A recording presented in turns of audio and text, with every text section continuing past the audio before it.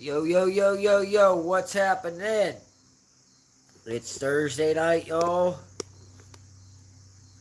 You guys are in for a sweetheart treat tonight.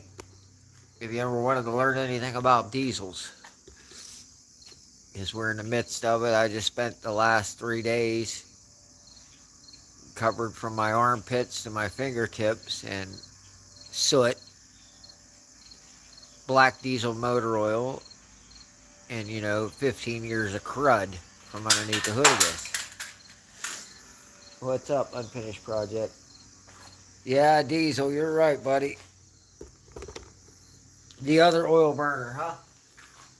Nah, though, what's going on is, I posted that short. I got some videos made up. I got to get them uploaded. I tried to upload one earlier and it wouldn't upload because of, I don't know why. It said something with the metadata or something. So I tried to upload it, but it wouldn't upload. So, that's typical of my life. But I finished project, but Yeah. the diesel life. I did upload pictures, like I said. This is our $1,500 Power Stroke. I spent the last 3 days working on it. I had a no boost condition and a couple other issues. I got my garage completely trashed. Well, It'll be all right, though. yeah, I did find a no boost issue, and I believe this was a no boost issue. The bellows was completely blowed out on it. I just took it for a ride around the block. It makes like 30 pounds of boost now, so we got that. I did an oil change on it today. Gotta love diesel. It's not like $100 oil change, huh? And that was the cheap stuff. That was the Rural King brand synthetic oil. It was still $57 for 5 gallons. So. Hey. Yeah, Well, you stop and think about it. You're going to spend a good bit for the cars, too. But not no $100. Yeah, the cars figure Oh. a 5-quart jug you can get like SuperTech or the Rural King brand for like $20. It's about $30. $25. $35 Oil filter's $20 for it. for your truck. Yeah, Oh, and yeah. Motorcraft oil filter was $20, but I got the good oil filter. So I pulled it apart. What was it? Monday night I pulled it apart because I was waiting on the new up pipe. So I got it apart Monday night, most of it. Tuesday, or no, was it Tuesday? It was Tuesday because the part came yesterday. Yeah. So I The tore it parts came apart yesterday. Tuesday night. And then yesterday I got the parts came. So I finished tearing it apart. I took the turbo off to change the up pipe. I figured why I had the turbo off in there, I'd fix a couple other things. The turbo was froze up. This has a variable vane turbo on it. The variable geometry turbocharger is what they call it. And basically it's so it'll make boost down low. It'll act like a small turbo down low, but as you need more airflow, it'll move the vanes and change. So it was all coked up. When I pulled it apart, it was froze. So I figured it's off. Might as well do it. Yeah, good. Well, Did was that. You got new fuel filters. So it's good to go for 7,000 miles, other than I'm still getting that when it's cold. I'm getting that misfire on 3. Only when it's cold, though. I think it's stiction. But, worst case scenario, it's going to need a set of injectors. It is what it is. The truck runs good. There's very little blow by. Everything else works good. It doesn't overheat or anything. So if I got to do injectors on it, then I guess I'm going to have to be okay with it. Travis, it's getting cool out here. Yeah, it'll be okay. Ball is in the air. Yeah. Just for next day. After today, I think it's going to start warming up. It's going to be like 90 degrees by Monday and Tuesday. So we're getting back up. We had a couple nights fall night. Tonight's a fall night. Realistically, though, how long is it going to last? Not long. Warm, It ain't going to last. Yeah. So get It's used to them time 3 or for 4 you, days we're going to have 90 degrees. Yeah, we always do late in the year. We get a couple warm days. We'll get a couple 80 days. We ain't got no rain in sight, they said. No, That's a good thing. Yeah, but Well, maybe. the lake's dry. I see Yeah. pictures of Jockey Right. Hall is out of the water, so. And typical before Labor Day, they already got the lake drained. Yeah. They do Our that. Corps of Engineers and their water management works so well. Do Our that. Corps of Engineers works so well. Yeah. Well, we took it for a ride, and like I said, it's making boost now. It's a lot quieter now. Did you notice that? It's not exhaust leaks. You can't hear any now, so that's good. Getting that EGR code, but What's EGR? you're gonna get that EGR code. What is that for? It's actually the thing that caused the death of the 6.0 diesel was the EGR cooler. EGR is exhaust gas recirculation. And what happened on a 6.0 is when it circulates, how it flows on a 6.0 is there's an oil cooler inside the block. Now that oil cooler sits in the valley of the block. It has coolant goes in one side, oil in the other, because since this uses high pressure oil for the injectors, that'll heat your oil up a lot faster because when you compress fluid, you create heat. So the oil comes out of that oil cooler, and you should never have more than 15-degree delta between your coolant temperature and your oil temperature if your oil cooler is working right. If temperature's hotter, then the oil cooler isn't working right. Yeah. And that's what usually causes the issue with the EGR is on these 6.0s, the oil cooler clogs on the coolant side. Oh yeah. Now the oil's still circulating through there, but now there's no coolant coming out the other side of the oil cooler. So now you got hot oil, which, the engine can run a little bit with hot oil, but the problem is now you're not getting no coolant to the EGR valve. Now the EGR valve takes exhaust from the Y pipe, runs it through a cooler, cools it down, and then drops it down in the intake. It's emissions. It's stuff that Ford started when the 6.0 come out in 2003. Ford put that EGR valve on there because of the whiny EPA. Oh.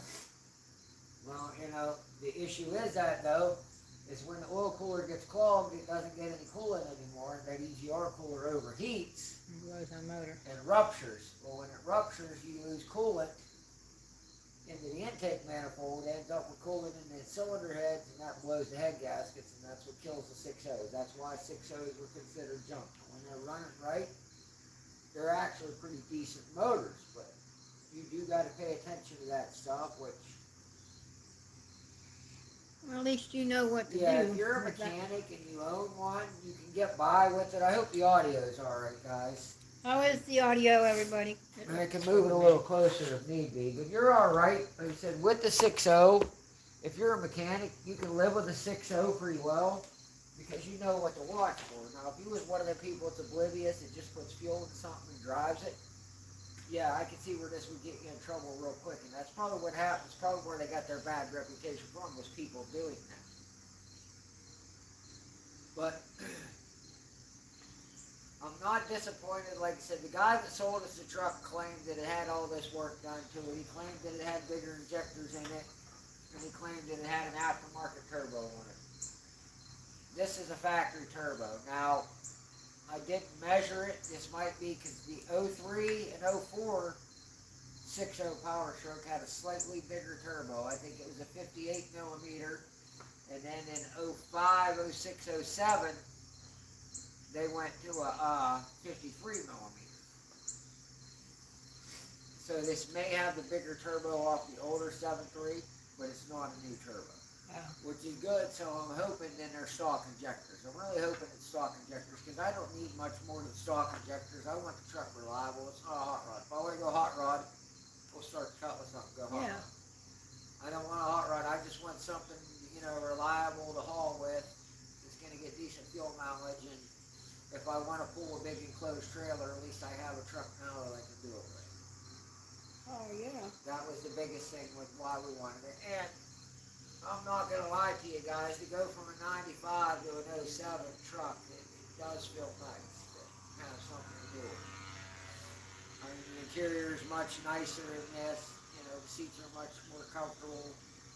The truck rides a lot better, even though my other truck, 3/4 ton Ford, had independent, had that twin traction beam, it had the leaf springs in the front. And this truck, even though it's a straight axle, it still rides better on coils than the old leaf spring truck. So it does ride good. It rides really good. Now the exhaust leak's fixed under the hood. It's quiet in the cab. You can barely hear it. The only thing you hear is turbo whistle. You hear nothing else. The The exhaust whistle. is all going out the back. You hear turbo. Yeah, the whistle. Huh? The whistle I asked you about. Yeah. And why is that truck The whistling? 6.0 turbo whistle. Why does it whistle? I said. Yeah. But now I know. I didn't know why it whistled. The Cutlass whistle's like that too, but it's not as noticeable because it's a little louder. Yeah. I'm gonna reach into that skirt if we're going to see something. It's too loud for that one.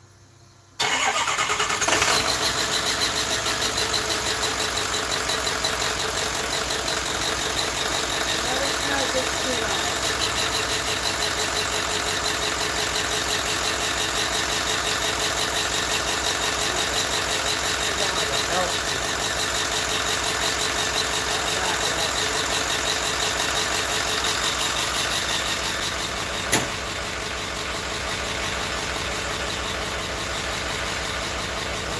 Run a lot.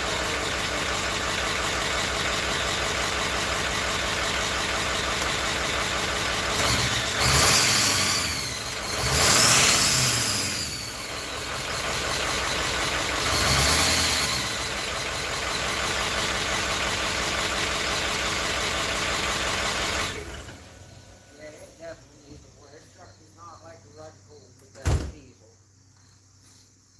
I should have to have it started up warm when I put it back together. I should have plugged it in earlier and just let it warm up while I was finishing up.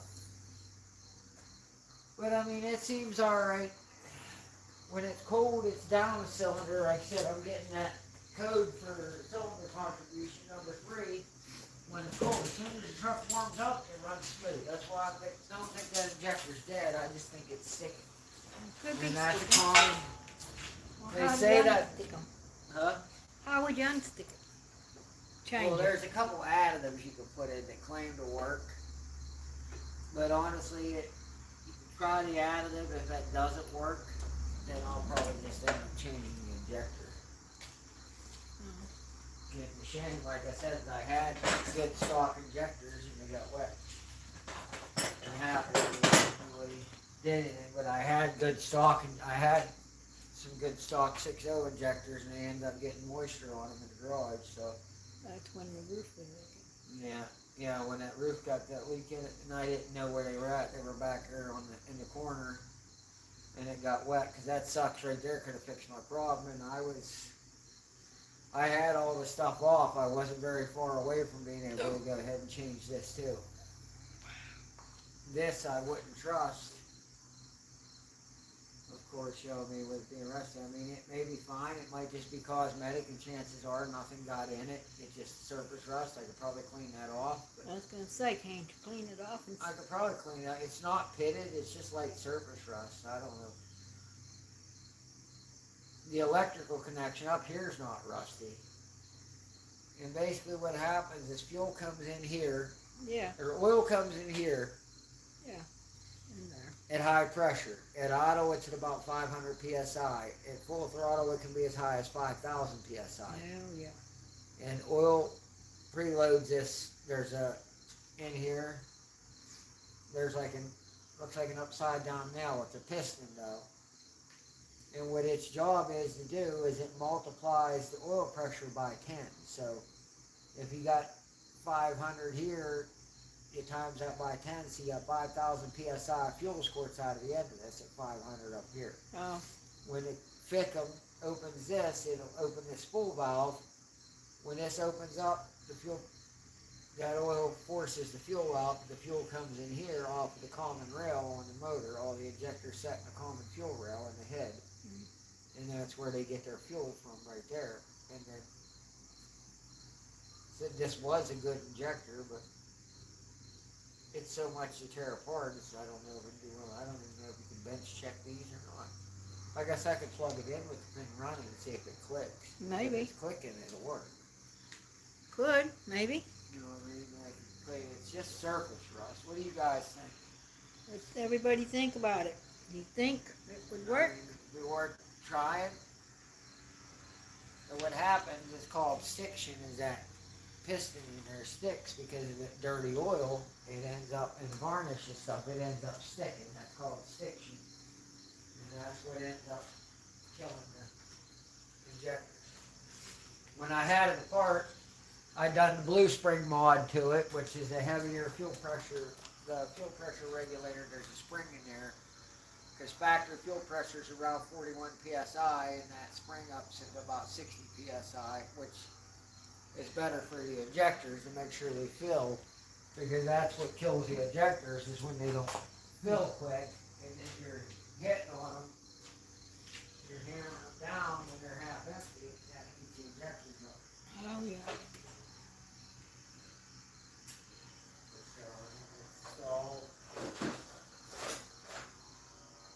all the little stuff. I mean, I'm learning, guys. I mean, I knew enough about the 6.0. That's why I bought the truck. Like I said, we couldn't really pass the truck up. Like I bought this truck, went out, picked it up, brought it home, and parted it, and probably tripled what we paid for it. So, I wasn't concerned about that. My concern was to have something reliable. I did break that factory key in there when I had it apart, but I fixed that. We finally got it.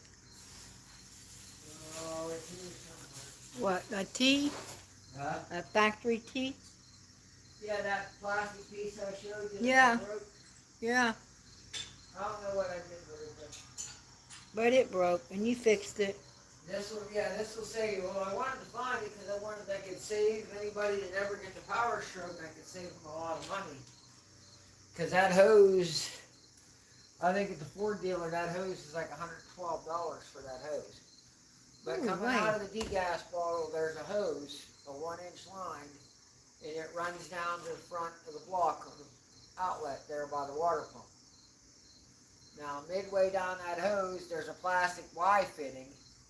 That hose is one piece. It comes off of the degas bottle down to there. Yeah. There's a plastic Y fitting that another hose can clamp onto, and that's for the heater hose. What I ended up doing is I just went and got some steel, because plastic would have probably worked, but for the heat I figured use steel. That's why I got the iron pipe instead. I got a cast iron 3/4 inch T,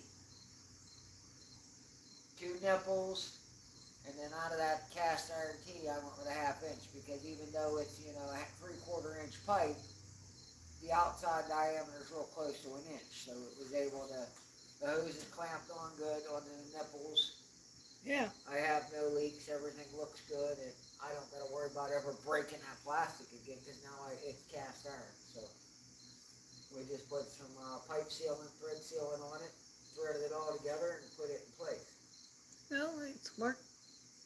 I had a couple codes that said that my exhaust back pressure was too high, but that's overboost condition. This thing needs flush. Because I don't know what they done. They put water in it, is what they done. They put this tap water in it, but they overheated it.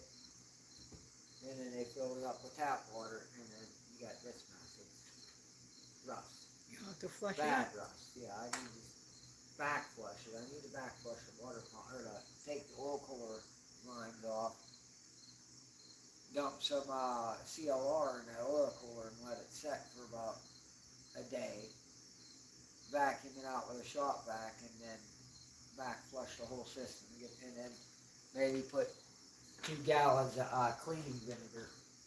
They sell like a white vinegar, stronger vinegar. You can buy it like Lowe's or a hardware store. It's called cleaning vinegar. Yeah.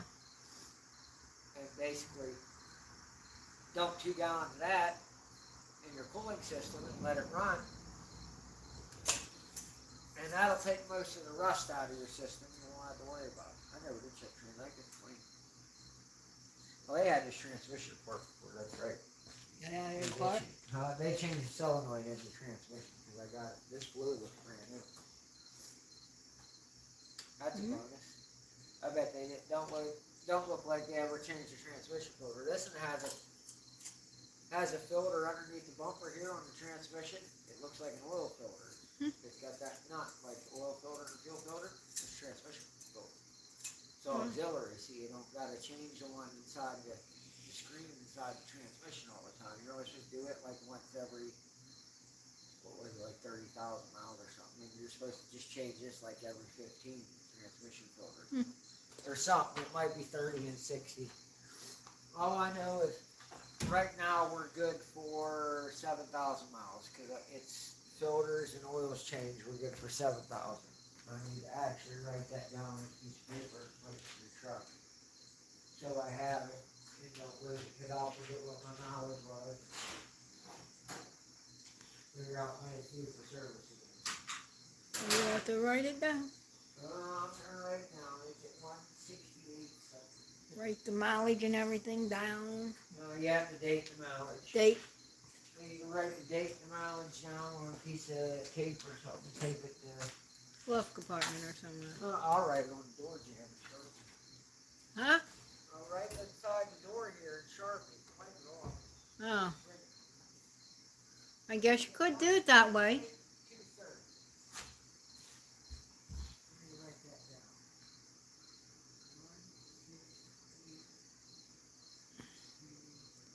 168,230. Writing the mileage down and the day he changed the oil.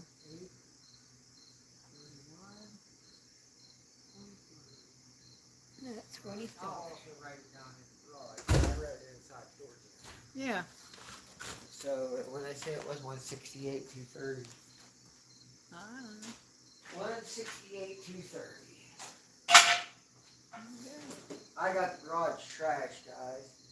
Yeah, well, we'll get it cleaned back. Yeah, I gotta clean it back up, but I just pulled that truck in there and trashed it. It'll be alright. It'll be fine. Fine, fine, fine, fine. 23. It's getting chilly out, ain't it? Yeah, it is. Cooling off. Won't be long. I wonder, Snow will how's be flying. everybody out there surviving them storms? The snow will be flying. Delia hit Florida and Georgia. It's going to North and South Carolina. Hope y'all's out there is okay. Rain in California. Rain in California. We hope everybody's out there okay. Out that way. In that path of the storms. So at 175, you gotta change the oil. Yeah. Hey, Then not that oil change, then the next oil change after 175, that's when we change the fuel filters. If you change them, every other oil change. The Yeah. truck's good for 7,000 miles. it'll be alright then. Provided we can figure out what's wrong with why that cylinder when it's cold. Yeah, you gotta figure out why it Why does that that. injector, like I said, once this truck warms up, it runs flawless. No miss at all, no nothing. The injector works fine once When it's it's warm up. cold, that injector hangs up. It sticks you, that's what it's called. Now, if you let it start this truck up, you let it out until it comes up to normal temperature, let it come up to like 190. It runs fine. Huh. And it doesn't miss, you know what I mean? But if you get in it and it's not there yet, it'll chug. You can fill that one cylinder down. I don't like running it that way because I don't want to hurt it. It's not good on an engine to run it down the cylinder. No. Can't do that. Might So mess I it don't up. push it when it does it, but at the same time, you know, we gotta get it Are you running at home tonight? probably. We have fuel in it tonight. Oh. We only got 40 tank. It's one of them. I didn't know if it was gonna be or not. It actually is one of them. What?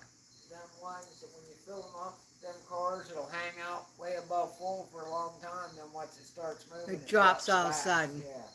Well, it didn't drop all of a sudden, but it took probably 3 days for the gauge to move, and then the next 2 days it went clear from, full clear down to quarter of a tank. Hmm.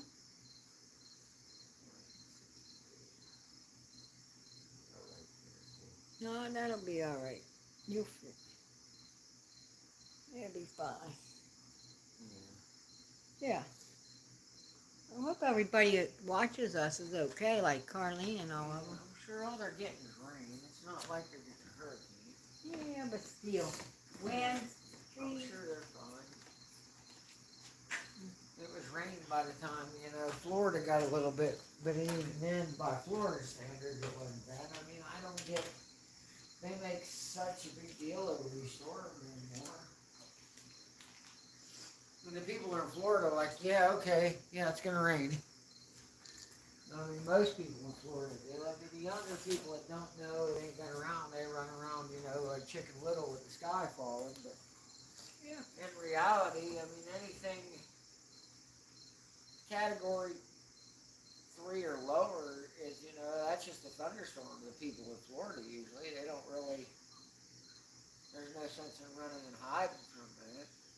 I wouldn't think. We didn't. I mean, it's not that we didn't know any better at the time with Hurricane Hugo, but now we do know, and I would have been comfortable with that decision of staying again. But you heard me when I actually said I would actually like to go somewhere when they were having one. If I had a friend in Florida, I'd go hang out at their house in a hurricane. They're pretty deep. All he wants to go storm chasing. I mean, I don't want to see nobody's stuff get tore up, but the storm itself is just kind of neat. It's a big thunderstorm. A big thunderstorm. Hello, first responder garage. Hey, what's happened? Yeah, that's about it. I should have had the car down here, but I didn't have a chance to. Huh? I said I should have had the car down here instead of it, but I didn't really have a chance. I moved this out. Pat Mac, hi guys. Got this right. Hey, Pat, made it, buddy. You made it tonight. You made it. What's up, Pat? Yay, yay. He's been working. That's more important. Yeah, you gotta work. Hanging out with us idiot. You gotta work and pay the bills. All the happy stuff. Yeah. Gotta work. There's millions of people out there depending on your contributions. Yes, they are. But it's all good, guys. I mean, we still gotta grease everything up. I got this truck a mess. No. No. That's because I got so dirty on it. Everything I touched covered. Crud. Crud, crud, crud. You know, break, clean wax off and paint off and everything else. Oh, excuse me. I was gonna buy some brake clean at Walmart today. They wanted like $6 a can. Walmart's getting expensive. Yeah. Walmart ain't cheap no more. No, it's almost like I said to go to the little stores anymore and that $6 a can for brake clean. I mean, it's like really ridiculous. Yeah. Reggie bought Hi, that- Carlene. I was just talking about you. Reggie bought Saying that I whole hope everything's okay out that way. Or down that way. Reggie bought that whole case of brake clean. He said he only paid ended up being like $3 a can because he bought it Yeah. through AutoZone. Yeah. I ran into that one kid because see Reggie gets down there and does that. He goes in there when he buys because he set that up with the account there, which he did all the legwork on it. That's fine, he does it. But we was at that car show that one night and we met the one kid. He said he worked at AutoZone. He's like, so you guys are the ones White Trash Motorsports. He's like, Reggie's in there all the time. Hmm. Yeah, Reggie. Just got home from work, Carlene did. Cool beans. First responder, he's still under the weather.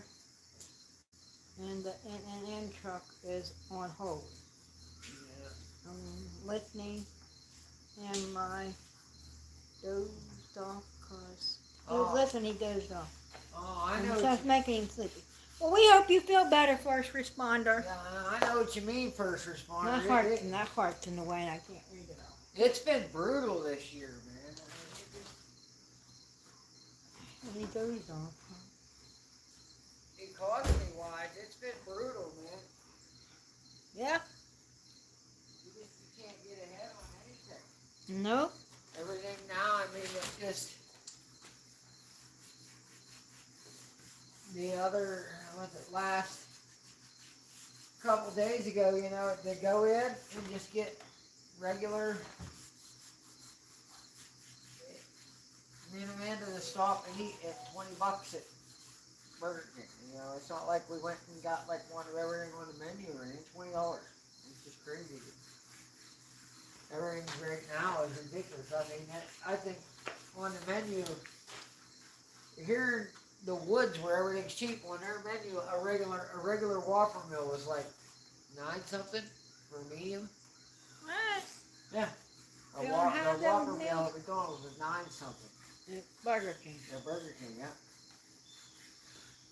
And that was for the medium size, you know, with the medium fries and medium drink. It was $9 and something. Yeah, so I mean so I can understand. I know a lot of people. I seen Russell. He said that he was having vehicle problems. And he wasn't, going to make no name. But I don't look honestly. I don't look for the turnout to be as big this year, even though it's the second. And I know John and all them guys have been working hard to pull it off, and it's not nothing. It's not nothing they're doing. I just think everybody's hurting this year, man.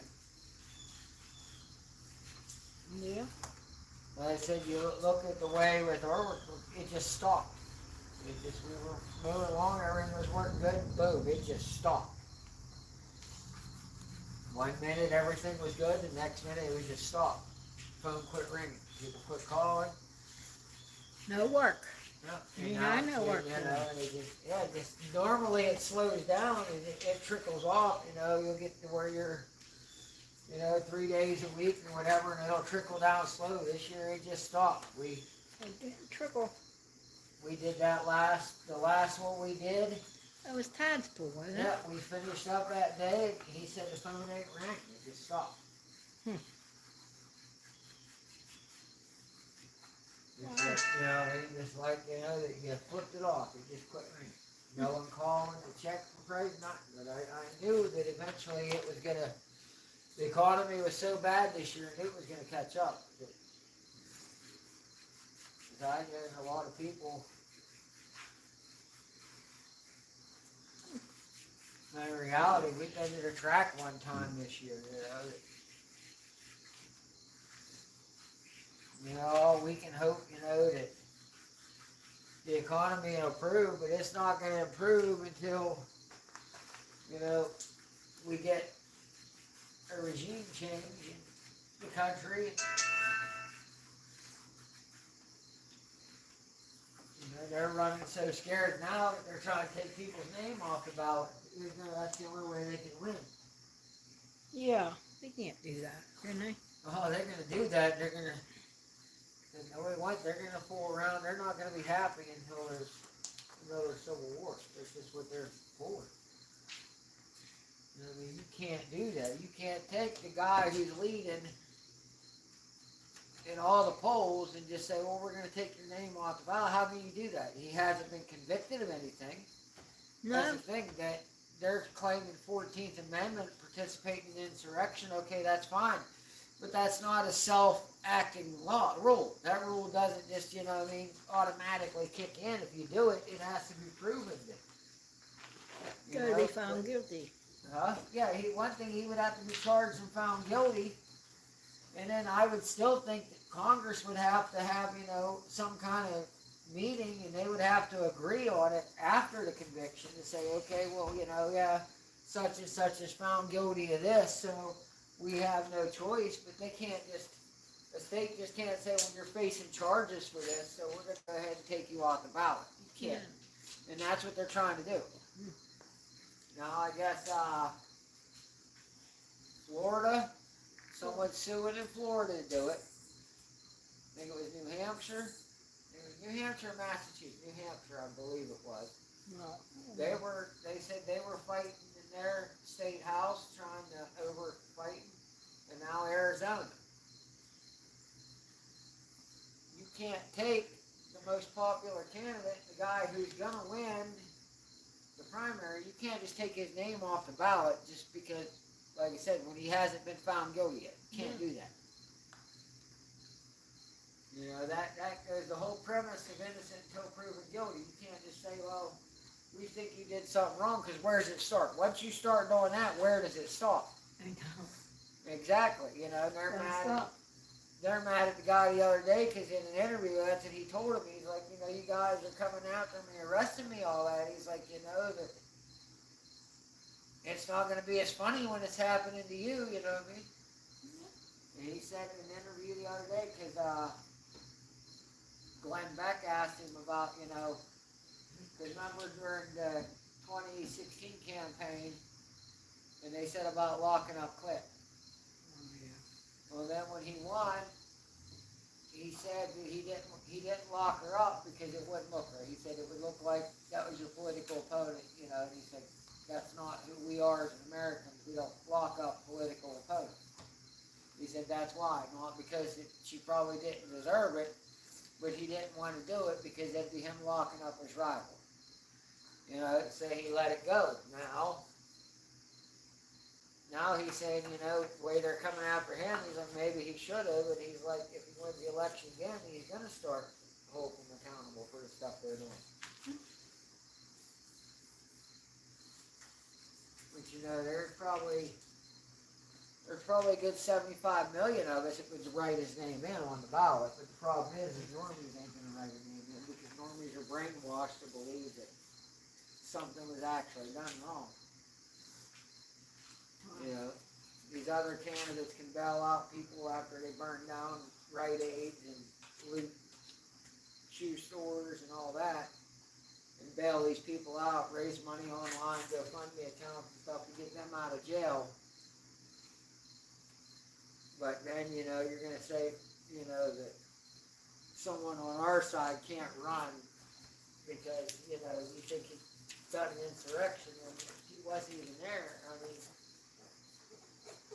that was not an insurrection. If they were planning that day to have an insurrection. They could have some. Huh? They could have some. No, if we was actually planning that day to have an insurrection, I think we would have planned it more. No one brought spare food. No one brought anything. So no one was planning on an insurrection. It was a protest that just got out of hand. Yeah. You know, and a lot of the people went in the Capitol that day because when they ran up, the police opened the doors. And it was also orchestrated because, you know, they let people in. And there was other groups of people there that day too that were instigated, that were claimed to be there for the right reasons, and it was encouraging people to go through and break in. So How nice of you to clean my truck. the whole thing's a mess. So that's where we're at. I don't know. I know a lot of people have said they ain't gonna make it this year. It sucks. It is what it is, though. Because we've only made it to the track one time. We've only made the car to the track one time this year, just because of that reason. Because everything's just outrageous. You know, by the time you put fuel in the car, go to the track, haul it there, you buy something to eat, you pay, you know, for a couple people to get in, and boom, you're $200, and it's just unsustainable at this time. You can't win. So I don't know. I mean, our sport's not going to die because of it. We're just going to be in a slump. There's going to be a lot of people that's got to sit home for a while before they can go do anything. It happens from time to time. As adults, we understand you can't always go and do everything you want to do. At the same time, it does. It sucks. It'd be nice to go out and do things. I mean, it stands to reason now. We went out and got this truck. Mostly because we needed a new truck. Our old truck was just shot. But we went out and got this truck. And now, you know, we can't even really do anything to go anywhere. And it adds up.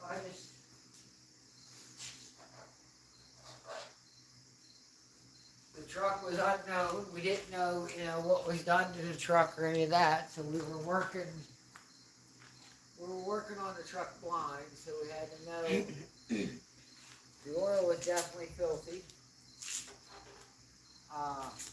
The fuel filters looked like they were never changed. I'm trying to think what else. There was just a lot of stuff that was out of whack in this truck that needed fixed, and it was an unknown thing. And you know, diesels are a little more expensive than regular vehicles, so you don't want to take a chance of breaking it by not knowing. So we had to do all the maintenance to it.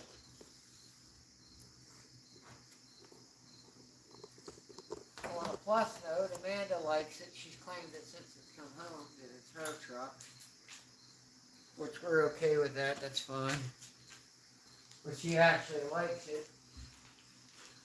Which is like that whole Mikey thing with the,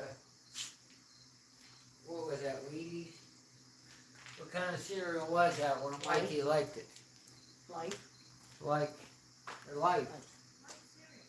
Life cereal with Mikey? He likes it, he likes it. That's Amanda likes diesel truck. Life cereal. Mikey likes it. And it was like, I haven't seen that cereal for a they while. probably had to cancel it. It probably offended somebody. There was some good cereal. Yeah, probably though. That's probably happened. They probably had to cancel it because somebody got butthurt about it. Well, I don't like it, so I don't like Cancel. I mine. got to the store and seen his inside out. Huh? I got to change her. What is it? Your mom put her pants on inside out. Oh, you got can't get dressed. I changed them before I got out the door. Well, we're being Mitch McConnell. Yeah. Just forget what we're doing. Yeah. I'm driving phone. These are total phone. These are people that go to Washington to represent. I gotta, tomorrow, Edith's gonna pick me up tomorrow. I gotta, go to Somerset and open up an account there so I can get a debit card so I can do the rental thing. Ain't your account still open at your PNC? Shall I? Yeah, but Your other one, because that was a PNC account. If you still have that account, if you can't find a card, you could just get a lost card. well, Whatever works, it's fine. But they have to be chipped now. They have to yeah, have chip that in them. card, I think it was. They'll send you a new one. Or give you a new one. They gave Tommy his card right there. That's fine. Yeah, they did last time on hers, but that's fine. I mean, whatever you got to do to make it work, it's fine. We'll make it work. Yes. Make it work. I He still likes have my it. dad He sending likes the it. money though. Mikey, he likes it. He likes it. Yeah, he likes it. I got such a mess. I should have put some silicone. I'm sealing this. I had a leak on the intake. I filled it close. But they said I wish I had the factory airbox for it. I'd much rather have the factory airbox than aftermarket. I know. It's air's cold. overflow. Huh? It's cold. It is chilly out. It's only gonna get colder. That's what everybody wanted. Everybody wants it, not me. Everybody, when they complain all summer, oh, it's so hot. I can't wait till it cools off. I can't wait till. Now they all get it. Good for it. I hope the first night it gets cold, I hope the pilot light is out on there. And they wake up cold. I don't wish it breaks on them because that's expected, but I do hope the pilot light is out. It doesn't like that night. I won't wish too bad on them, just pilot light out. Something easy. Something that won't cost some money. They can just get down and light it. Well, anybody who owns a home that has something with a pilot light should know how to light it. Then again, that probably wouldn't work either, because I doubt modern furnaces don't have pilot lights. Yeah. Like my hot, Yeah, the modern one with the electronics don't have pilot lights. is that what the hot water tank? Yours don't have pilot light anymore. It has that. The hot water tank down. No, you have a control board that's going to guarantee to go bad in 5 years. Yeah. But the furnace has a light. Yeah, because your furnace is old. That's the whole reason behind it. You know that. Look at I the didn't washing know machine. Look at all that stuff. Go back years ago. You could go buy a washing machine. It had a mechanical timer. I mean, there's washing machines. There's people that's got stoves in their kitchen that are as old as I am, older than I am. And because they have analog controls, those stoves still work. You go buy a brand new stove from Lowe's, it'll last about 5 years and the board goes out. Yeah, because mine, what happened Well, to your mine? igniter went out on yours. Yeah. You're lucky, you know, the board didn't, because the last two stoves that I had that had the push button for the oven, both of them stoves, the boards went bad. Same way refrigerators, they get bad now. They don't last like they used to. You're not, because they don't want them to. Like I said, used to, you could buy a deep freeze. A deep freeze is run for 60 years. A deep freeze works pretty good in the basement. Yeah, It's and an it older will. one. That thing will outlast. Now that It'll outlast the one upstairs. yeah, now it won't. You know, I mean, now they just don't anymore because of that. That's what we've come down to in this world. Let's make stuff that's designed to fail. Right from the factory, it's gonna fail. Yeah. Same way with cars. Cars are the same way. You're gonna get a couple years out of them, and they're gonna fail. They said there won't be. I know the revive and drive thing is big on YouTube, where someone will go find a car that's been sitting in the woods for 20 years, and you know it's a 40 or 50, 60-year-old car. They'll take some gas and a fresh battery. They'll get that thing running, and usually drive it out of there. Yeah. You're not going to be able to do that with a car. Modern cars, 20 years down the road from now, you're not going to be able to do that. These direct inject motors and direct injection that burns oil, they carbon up. You know, you just have so many issues with them. I don't know why we needed direct injection. Other than emissions, we didn't need it. Port injection works fine. You know, for that matter, carburetors work fine. Nothing wrong with a properly tuned carburetor. Will make more power than an EFI motor. The EFI though is more, you can manipulate it more. That's why EFI works good like a boosted application, like in the Cutlass being turbo. That's why the fuel injection's nice. Yeah. Because you can go in there and tell the computer, hey, if you see X amount of boost, give it this amount of fuel. Can you do that with a carburetor? Absolutely, you can tune the carburetor to do that. You can't change it on the fly as quick as you can. So if I go to a track, and that track has, you know, a bad starting line, it's not taking a lot of power, I can go in my computer and I can say, okay, pull 5 degrees of timing for half a second to let the car roll, or for a second and a half for that matter, Yeah. and pull, you know, and hold it at 5 pounds of boost at a second and a half, ramp it into 2 seconds, bring it full timing in, and then, you know, ramp your boost into full boost by 2 seconds. And now the car will leave soft so it doesn't blow the tires off, get a little bit of momentum rolled up, and bring the power in. Yeah. You know, carburetor's a little bit trickier. Yeah, you can still play with the boost controller, you know, you can bring the boost in, you know, you can have aftermarket ignitions that let you do adjustable timing, but for just all-out reliability, nothing beats, you know, a set of points, a coil, and a carburetor, and a mechanical fuel pump. It doesn't get simpler than that. No, it don't. I mean, a carburetor, if you have a fuel pump failure, you can put gas in a jug, stick a fuel line in it. As long as that jug's higher than the carburetor, you can stick in It'll there, drive you home. start a siphon on it, yeah, and let it gravity flow. It'll do it. It'll work too. 'Cause It'll you drive, get yeah, it. it'll That drive happened perfectly before. fine. Like a pickup truck, you can strap a gas can on the roof, run the hose out of the gas can right down into the carburetor inlet. Like I said, once you start a siphon, it'll gravity flow. Yeah. My truck will run all day like that, no issue. That's what makes the 12 valve company. You know, when you start dealing with your mechanical motors and stuff, your mechanical diesel, your 7.3 IDI, your 6.5 IDI, your Chevy 6.2. And the mechanical diesels, they don't need, this thing needs a computer. Yeah. This actually has 3 computers Huh. to run. Boy. It's kind of older technology, so it's not as prone to failure, but yeah, it has an engine computer. Yeah. It has that fuel injector control module, which is basically another computer to run the fuel injectors. And it has a transmission controller to run the 5-speed automatic. That's just, you know, But they're pretty robust computers and they don't fail that often. You're not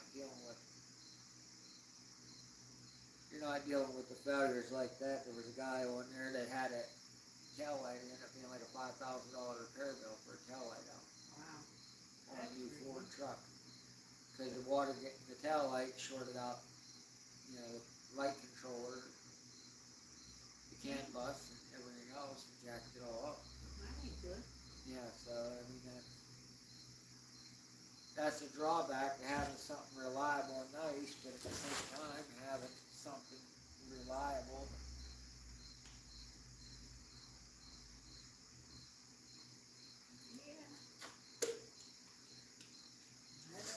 Just like this, like we were talking, I said the only way I would have had this new of a Ford truck was that it was a diesel, because I don't think the 5.4 in a truck this big got 5.4 gas motor, 330 cubic inches, just too small of a motor. They're dogs. If you lived somewhere where it was flat, maybe Oklahoma or Texas or something where you just flat, yeah. But here in the mountains, forget it. That truck is useless. Yeah. Especially when you put some weight on it. That's like when they used to put remember when they used to put the 302 in pickup trucks? I mean, even a half ton, honestly, the 302 is a great motor, especially, the later model, the 5.0 motor, like the Mustang 5.0, that was a great motor. But that motor just didn't work good in a pickup truck. The 306 pulled better. What do we have in that blue one? 306. What is it, And 300? it pulled way better than the 302 them years. Yeah. Well, I mean, our old truck was the last of the old body style. That was 97 was the last for that one. And 97 was the last year the Ford used the 460 in the pickup truck. yeah. There is no 98 Super Duty. There's a 98 F250, but it's basically a 7-lug F150 because they were waiting on the new body style to come out, and they were just a little bit behind, and it released early as a 99. So when they went to the modular motor in the trucks, the V10's not bad. I said we used Dwayne's V10 last year to tow the car to the Monet in Nashville. The truck pulled fine. He uses his V10 every day at work. It's just it's thirsty, way thirsty. Like 8 miles a gallon thirsty. Thirsty. Didn't get much.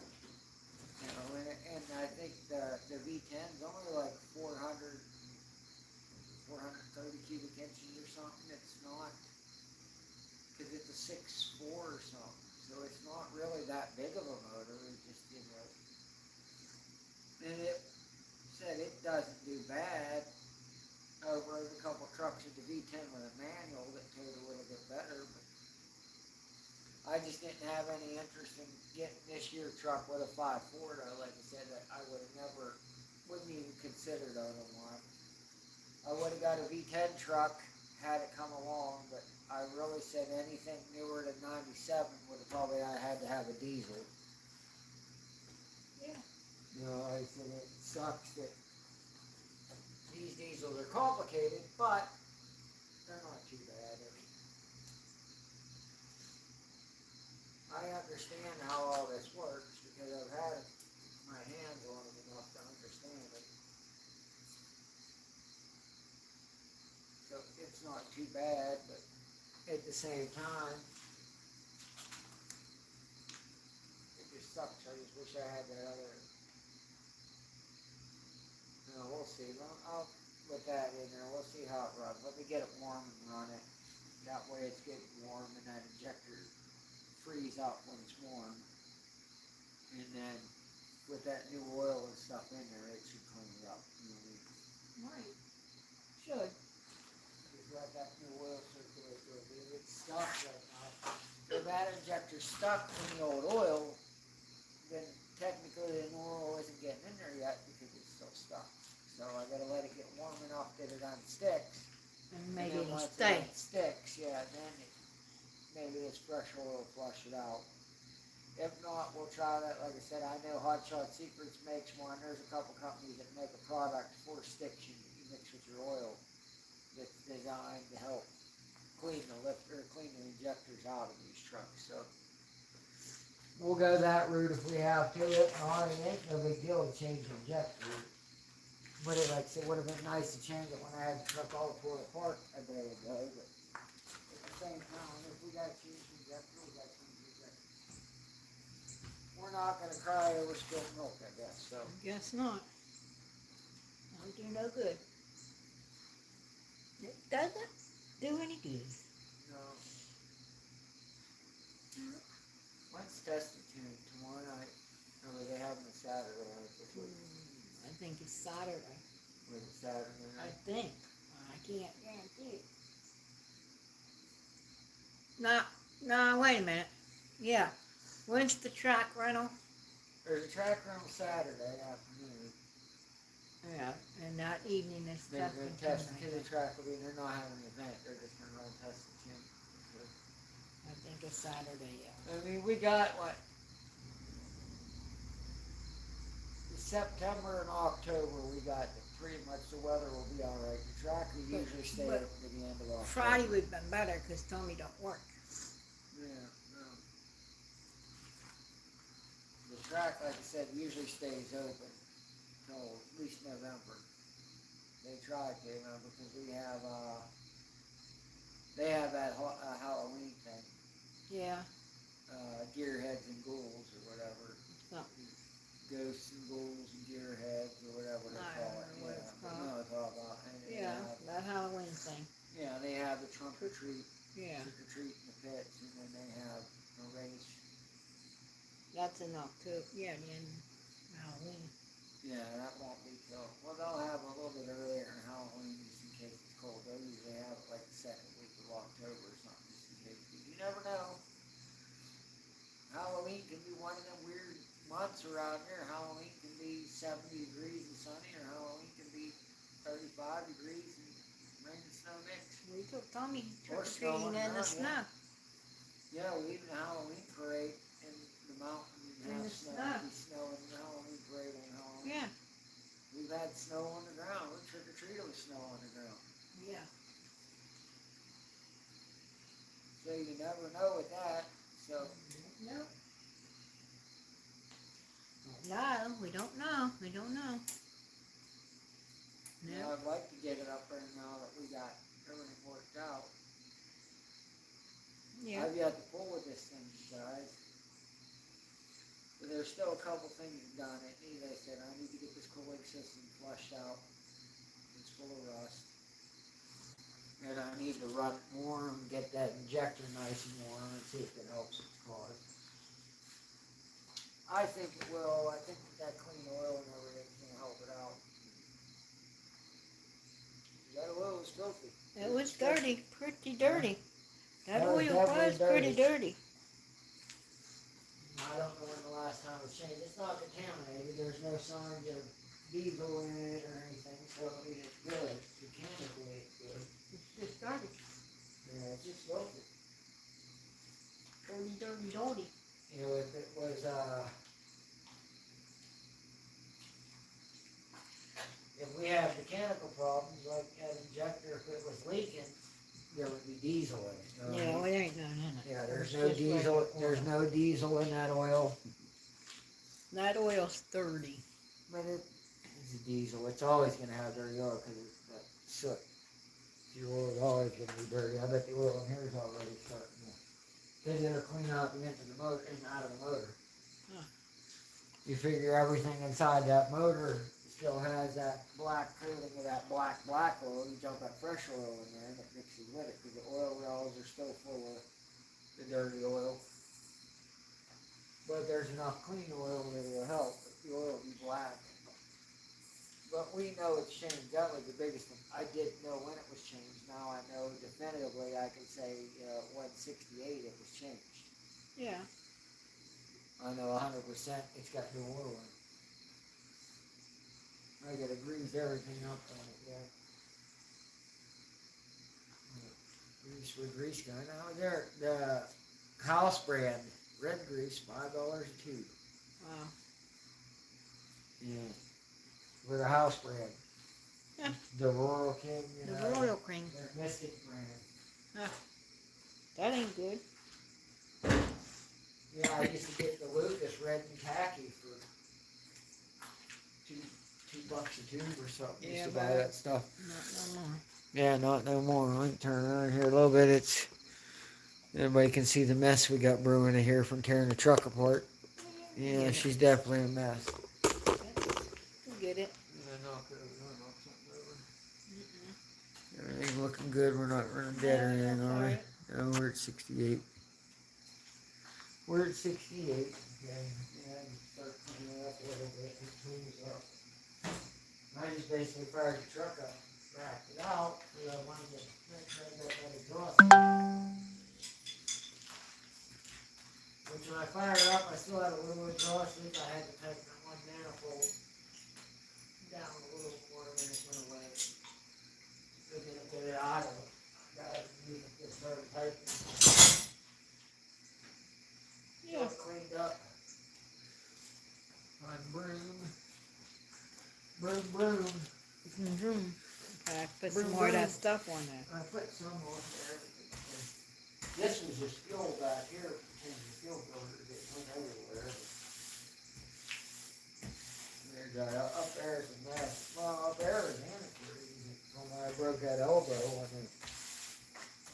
on the degas bottle. Sweep this around, like so good. And the only oil I got on the floor was just when a little bit come out of the turbo and pull the turbo apart. Tools everywhere. Tools everywhere. I spilled probably on a gallon of coolant, rusty coolant. A gallon of rusty coolant spilled on the floor. You'll have to get it all cleaned up and use the pressure washer. Yeah, I'd like to. I need to clean everything up in the garage for the pressure washing. You can get water everywhere. Put all the tools in a pile now because they don't need wiped off. They're all You have to wipe them all off and put them away. yeah. That'll give you something else to do. The lights. Something else to do.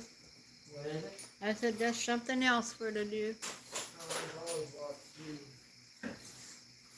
I'll flush it. I mean, I get tomorrow. I have to flush it.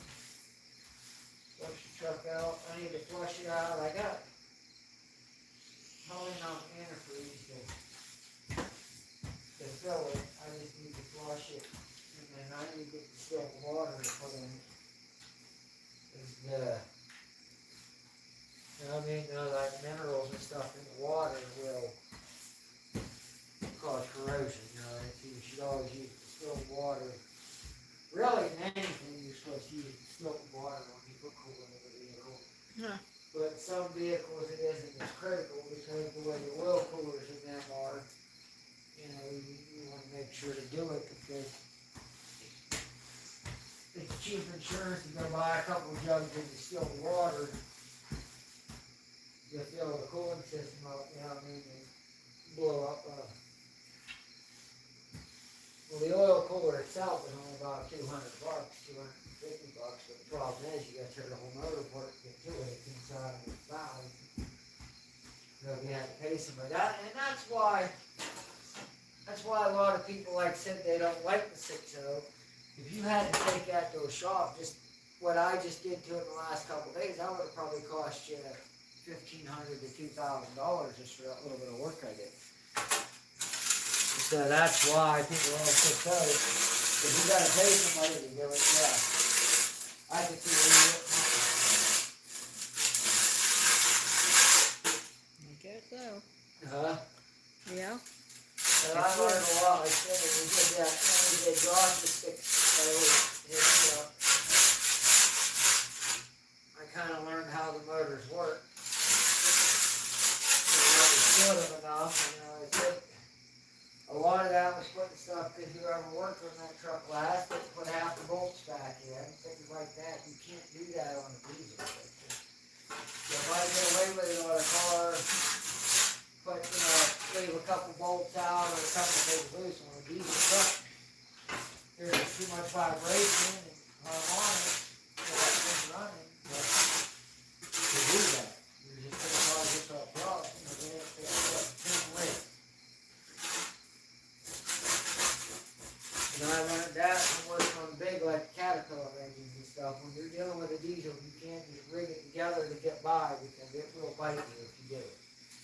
If you do that, it's going to come back and bite your horse. See the rust on the floor from that tool. Especially over by the toolbox. Yeah. It's orange. Yeah. And it's got antifreeze in it, it's just orange. Not from setting. I think whatever they did with that truck, I don't know. They said there's mud under that truck. I think they had the truck off road at some point. It was four-wheeling. They probably did. And that nobody got no business four-wheeling a full-size truck. Unless you want to destroy it, break it. Where are you gonna go? That thing, something like that. 900-pound motor sitting over the front axle. What are you going to do in the mud? The thing is going to sink. It's just ruined. But I like to go forward. You don't take. So I travel like that. Nothing around here, our trails are too tight to do that. You take a full-size truck in the woods around here like that, you're going to destroy it. You beat it up, smash your sides in, and just destroy the truck.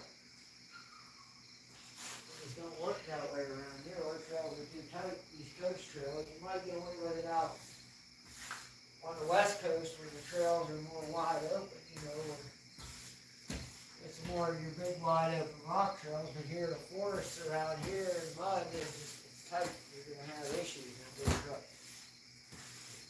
I mean, look how beat up the tractor is, and it's small. Look how beat up it is from going through the trees and stuff. I mean, the fact that it's a dedicated buggy, so I don't let a tree in the way stop me from going down a trail. If it's going to drag down the whole side of the body, then so be it. That's what it's built for. But at the same time,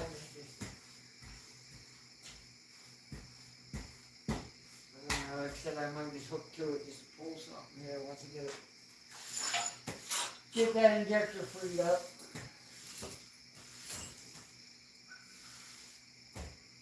It takes a while for it to warm up when you get running. Get it down a little bit so you can use it. This is the stuff I dug off the intake manifold. Wow. I told you it was like oil-coated pine needles. I'm here just reaching my hand and pulling out what I could. That's crazy. All that greasy pine needles. Yeah, it's nasty. We're ahead of the game though, right? We're ahead of the game.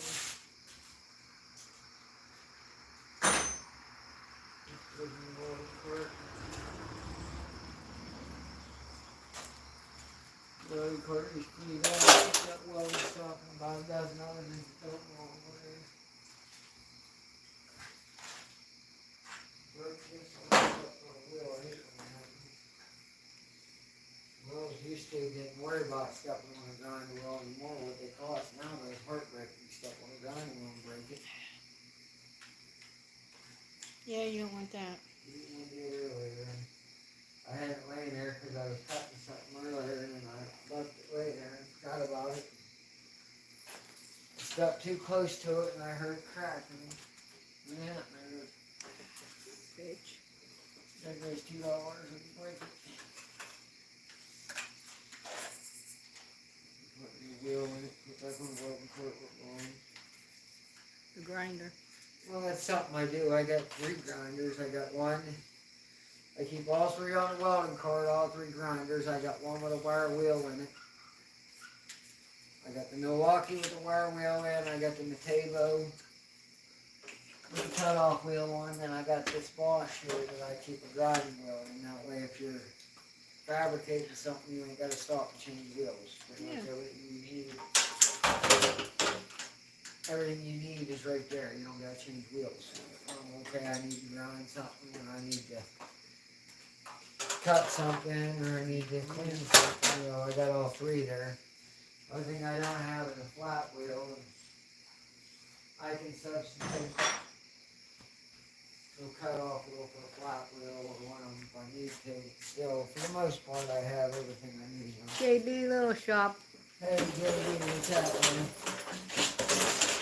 Howdy everyone. Looks like cleaning time. Yeah. Wayne Schultz. Hello everyone. That See, my phone ain't giving me all this.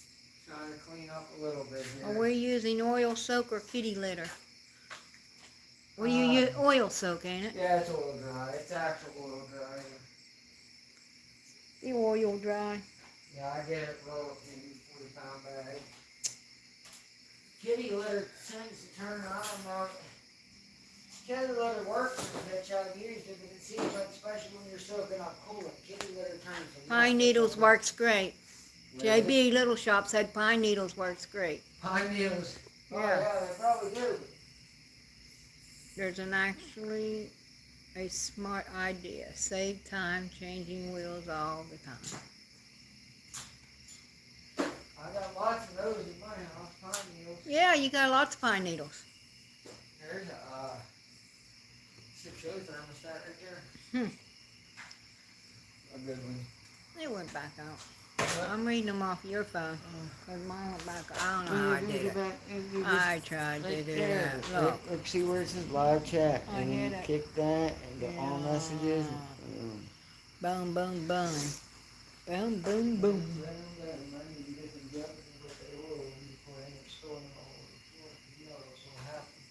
That oil? If I leave 5 gallons, Who's if gonna I leave spill? 5 gallons of diesel oil here, what's gonna happen in that bucket? It's gonna get kicked over. Nah, who's gonna kick it over? I'll probably accidentally knock it over and I'll have 5 gallons of oil. I should just get a pile and dump it straight to gas. JB said he used pine needles all the time. No, I don't blame. I don't see why that wouldn't work, JB. Maybe My you house should is- try some. Huh? Maybe you should bag some pine needles up and bring Well, down. my house, that big pine tree I got at my house, I'm full of pine needles up there. Maybe you should bring some down to the garage. And then they gotta go out about every other day, with the leaf blower to blow support off to it to get covered in pine needles. It's gonna some of the crud off of it.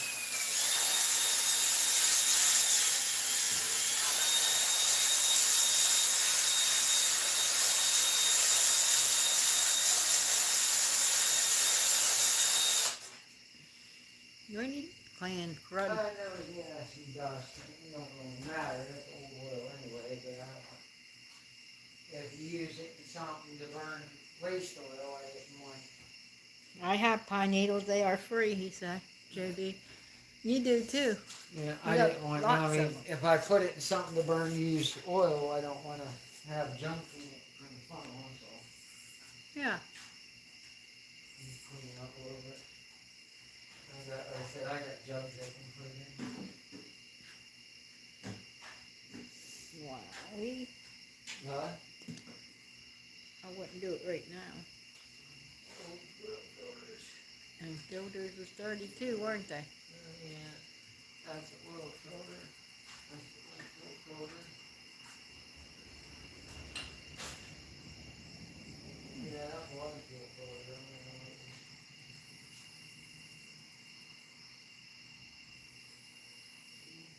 I mean, it wasn't terrible, but it was dirty. Definitely didn't hurt to change it. You see the top versus the bottom. It Yeah. took a little bit of dirt. Little bit. That was it. Little bit. And that's the one on the motor, and that's the one on the water separator.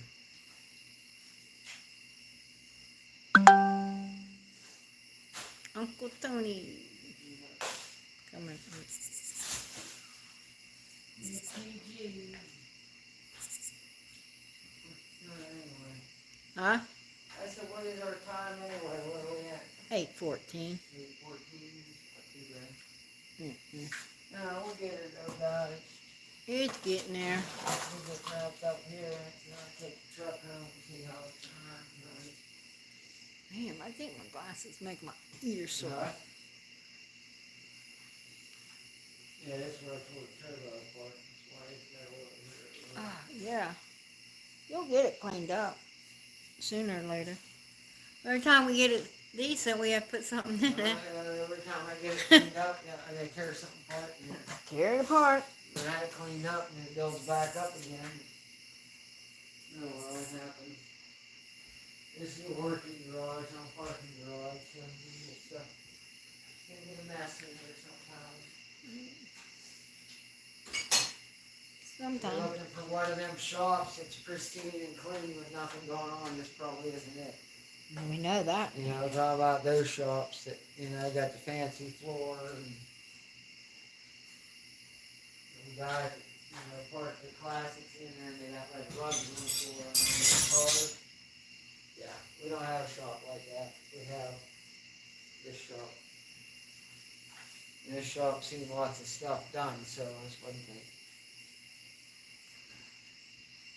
That's shame. I had to break that ratchet out to get that fuel filter. That's how tight that plastic cover was. That I had to use the 3/4 inch ratchet. Because that was the only thing I had a socket big enough and it was tight. But it worked. It got it all, yeah, I got it out of there. You got it out of there. It worked.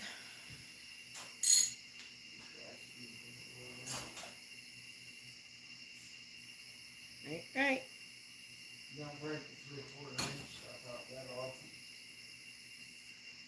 Don't get the 3/4 inch stuff out too often. Not to today. Usually that's out like wheel bearings or something. 4-wheel drives Tight. Yeah, that was pretty tight, Schultz. or. Yeah. The last time I used this, He said it was tight. oh, it was tight, ridiculous. It was ridiculous tight. And the last time I used Plastic, too. that, last time I used that 3/4 inch driveway, it was front wheel bearings on Addison's truck.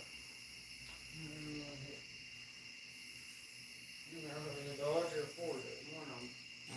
I think it was a Dodge. Maybe.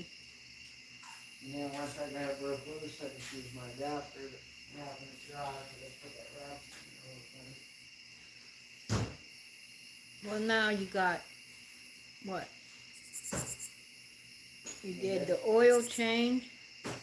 Yeah, I did, got oil filters, You did the cleaned the filter. turbo, Cleaned up, fixed that pipe thing. fixed the broken boost pipe, or the exhaust pipe, the Y pipe, yeah, I got pipe.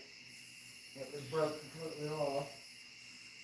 And put that, or the slipper spring in the fuel pressure regulator. And it runs, it fire grade up, I thought maybe it would have to crank a little bit, but still the rails were so full, that's why it started to back up. Like I said, my new pipe was stainless, so I wrapped it with header wrap when I put it on. My up pipe, when I put the new one on, What's that? I wrapped it with header wrap. Oh, did you? Yeah. That was pretty well. Look at that pipe went out and do it. Huh? That's what was wrong with it, why it was The leaking. bellows broke, because that's Oh. that's so it can flex. It broke. It was leaking. It was leaking. And that We're side had- losing that's why boost. I didn't use that flex on both sides. You know what I mean? You was losing your boost that way, wasn't you? Yeah, and wouldn't make boost like that. I keep that, to be honest, I could probably put one of these in there maybe. If we use it. Maybe. I'm just not worried about it. It's only like $75 for replacement. Schultz said that truck won't know how to act. Yeah. It probably won't, Schultz. He put some new stuff there today. Why is it go out there?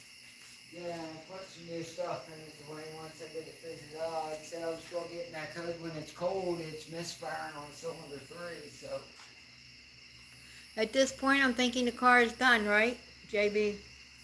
Yeah, the car's done. We just got to get it out and run it a little bit. Uh-huh.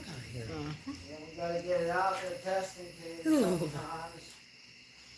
I finally got the boost, the hallway running the boost control and everything, and got it straightened out from last time we went to testing too. The boost controller didn't work, and we was testing. I think we're good on it now, though. I think everything's dialed in good. So yeah, everything's good on that. When I went and got parts today for the truck, the chain broke on the monkey bike. That's a 35 chain is what it is. Yeah. They didn't have any links at Rural King today. They were sold out of the links I needed. So I looked at it. He said, test hits, let's go. Is it? JB said, Yeah. test hits, let's go. Yeah. You on the road to test it? Yeah, probably. You go to Mexico? Mexican test it? No, we're getting there though. We need to get it out. I need to get it out to the track. Alan Accor, hello everyone. What's up, Alan? Alan. What's up, buddy? I'm cleaning the shop right now, guys. Yeah, but now at least I know what size link it takes now. Yeah. Listen, like City did that day, it just fell out. And I walked back up the road and looked for it, but I couldn't find it. Probably bounced somewhere. Yeah, towards it. Well, I didn't go too far once it fell out, so it had to be close to where I was at. When I was at Rural King today, they didn't have any. I looked. They had all the other sizes, but they were sold out of 35s.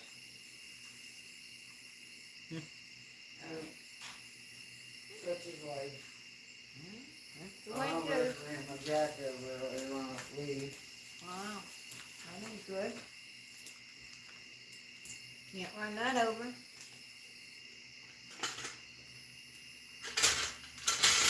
Go back up again.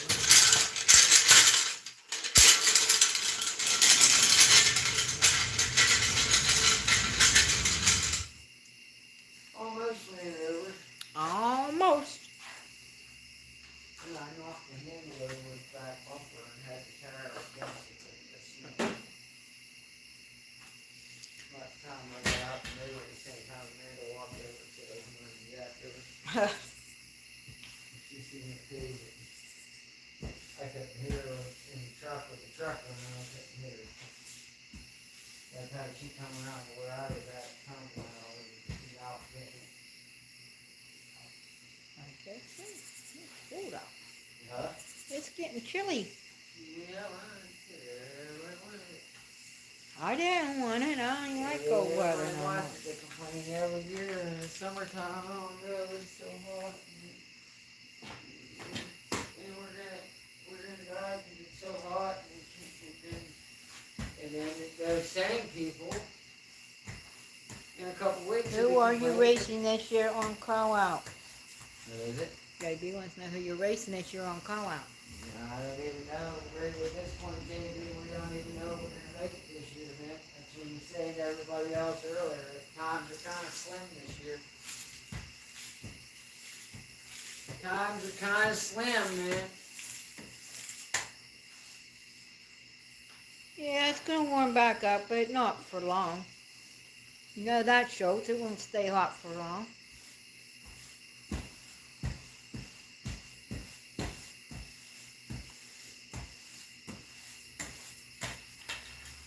Yeah, Would be nice, but I know it won't last. No, I can't. See what you did. Yes, we're going to get some 90, 80, 89, 90 degrees, but it'll be, won't last us that long. I'm going to last like this. Huh? Yeah, I said, yeah, it'll get warm for like a day or two, then that'll be it. And this time of year, anyway, no matter how hot it gets in the daytime, as soon as the sun gets down. Money is a pain this year. It sucks, and I'm in the same boat, man. JB. Yeah, I'll tell you honest with JB, I haven't We haven't installed a pool for a month. So I mean, it's just like that. I was talking to everybody earlier before you popped in there, man. It's been that bad. Nope.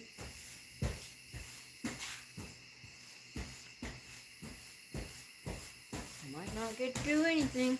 No, man, like I said, what we did have, the little bit we did have straight together to get this truck, and they couldn't pass it up for the price.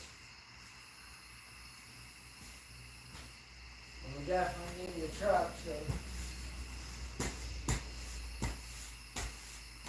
Yeah.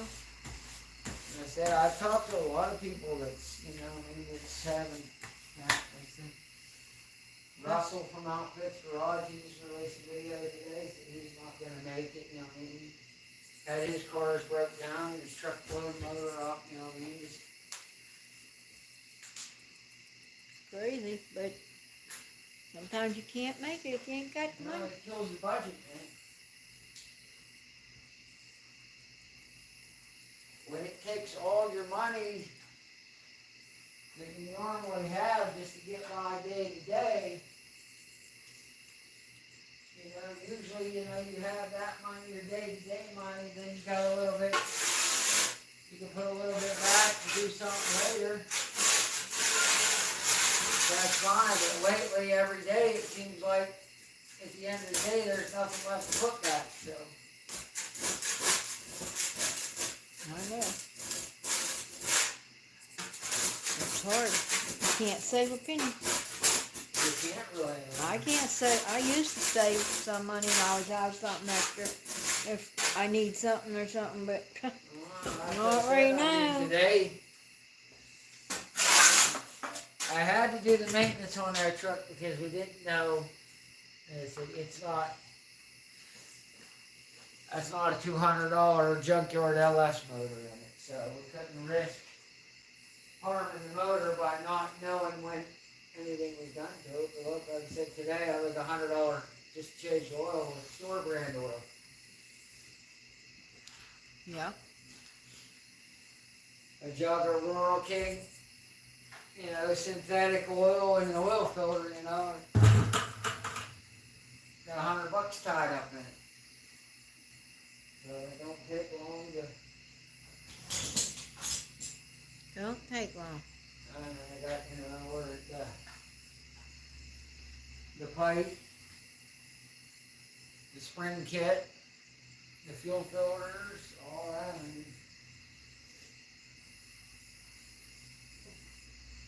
I got. It's too much. I had like $350 just this week and stuff in the truck. Just putting some stuff, just maintenance and stuff.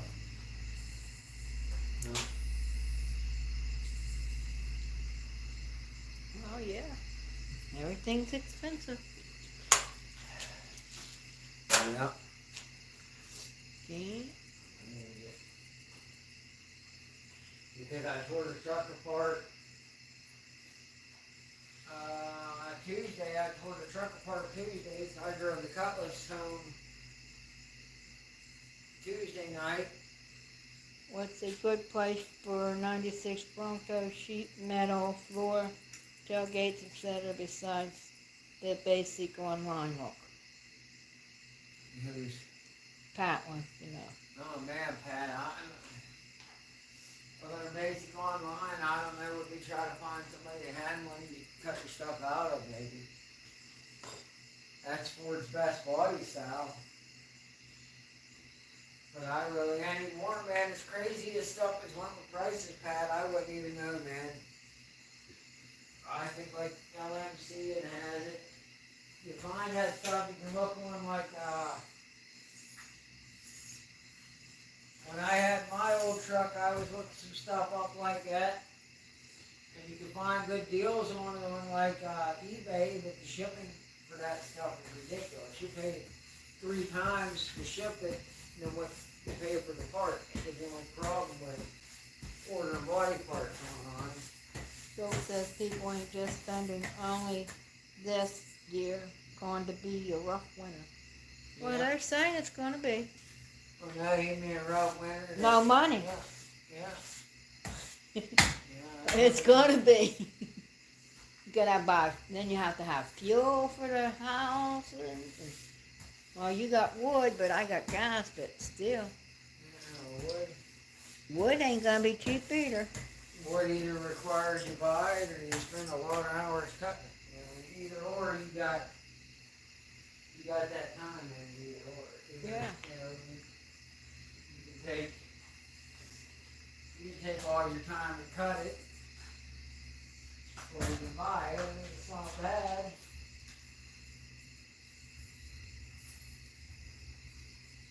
You'll do both. The wood I was getting off of James, it's not a bad deal, but it is what it is.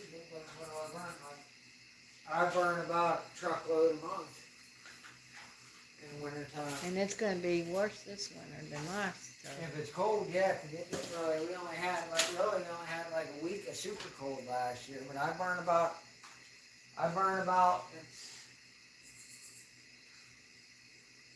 what is that, he's got like Wayne says it might be the first year in 19 years that he has to go back to work in the winter. Over the winter. I know. Well, yeah, you'll be going back too over the winter someday. I was going. I know, Wayne, it's crazy, man, but You can just do. There's nothing you can do. You have to make a couple bucks somewhere here and there. And it's gonna be rough. Yeah. It's a rough one, buddy. I know, like I said, I know this slow year sure ruined all the plans I had for, but it is what it is, ain't nobody's fault. It is somebody's fault, but ain't nobody we can do anything about. They didn't say it ain't nobody's fault, but It is somebody's fault. Yep. They make the economy the way it is. It's somebody's fault. Yes, it is.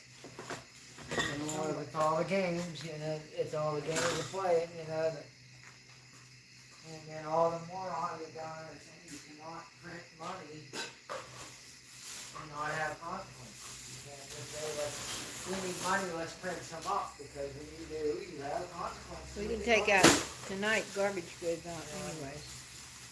And that's where we're at right now with inflation and everything. That's print all this money to hand out.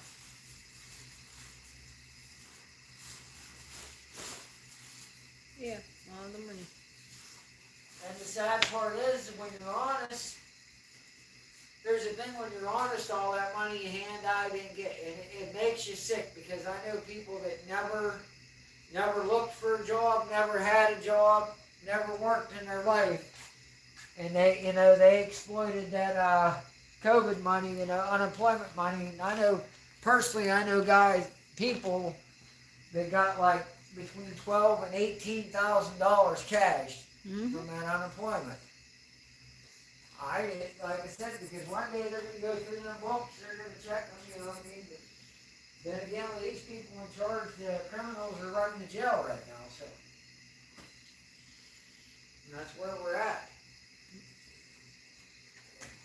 Yeah.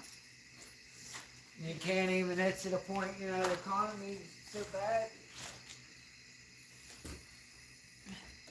What are you going to do?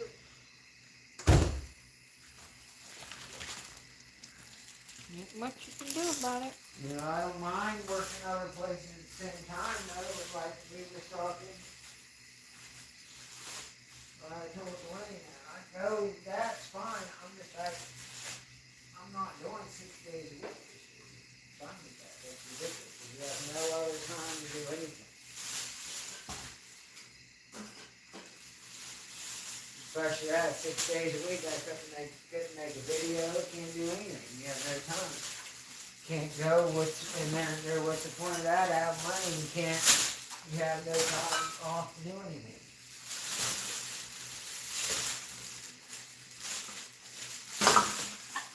Yeah, I don't mind doing stuff at the same time, I do like to have a little bit of time to do things I want to do.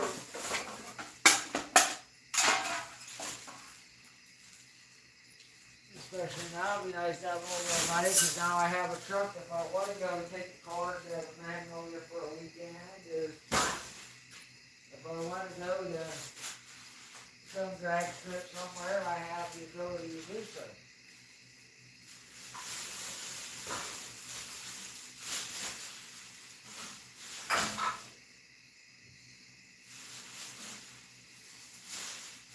If things work out a little bit better, like the next year, I would like to be able to,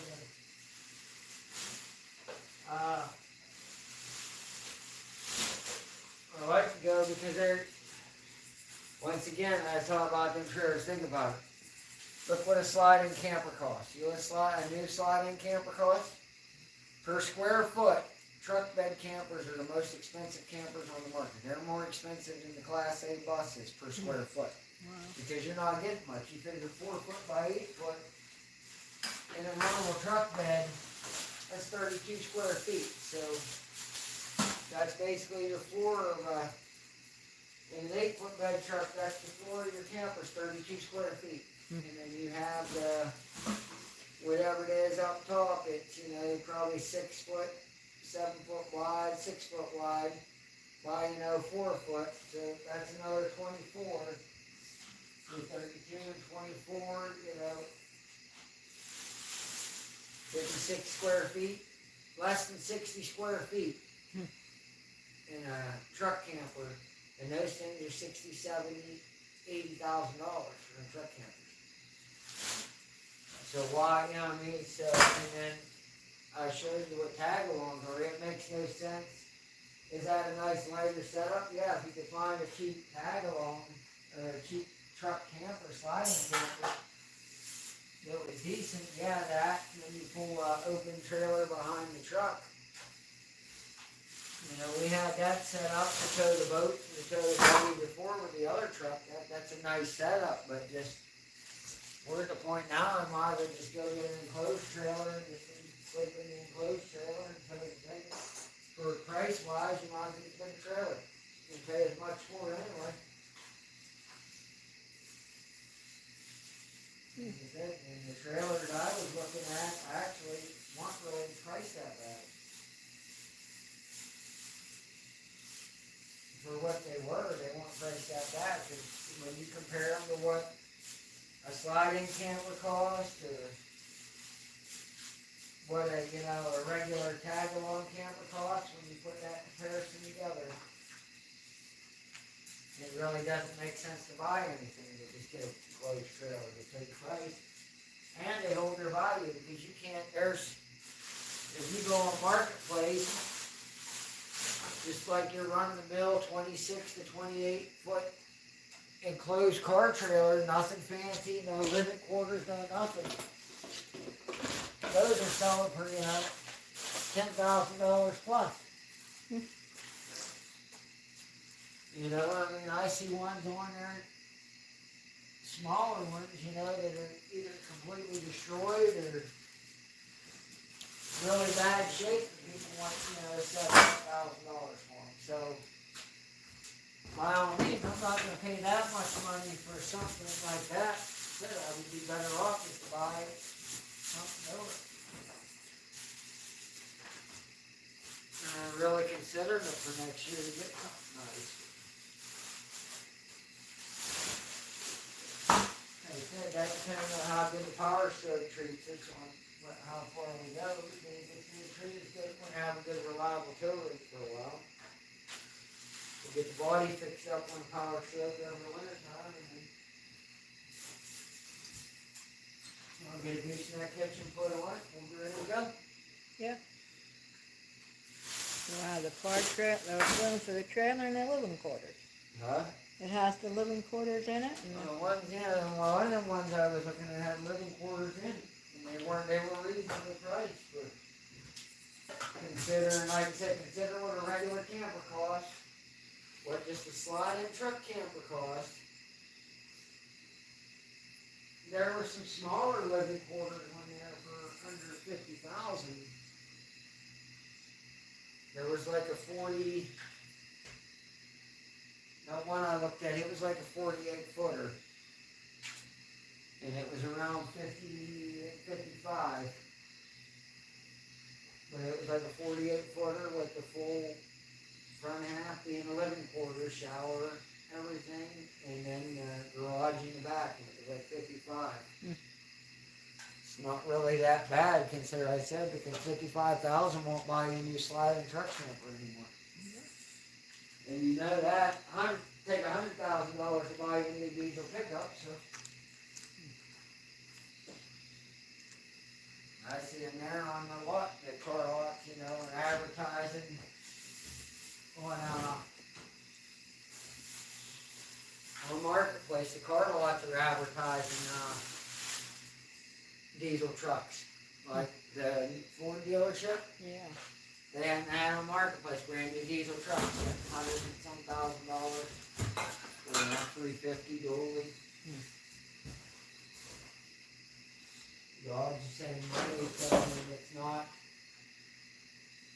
So when you factor in how much, you know, inflation is really pricing stuff up, when you look at it from that point of view, then really then like $50K for enclosed with living quarters isn't really that bad. It's reasonable. Yeah. And here's the other, if you get to the point that you want to do something, when you want to strike out and you want to try to do something different, or you want to go do something you've always wanted to do, sometimes you just got to bite the bullet and do it. And that's the thing. You can sit around and procrastinate about it. So that every time you sit around and procrastinate about it, all you do is,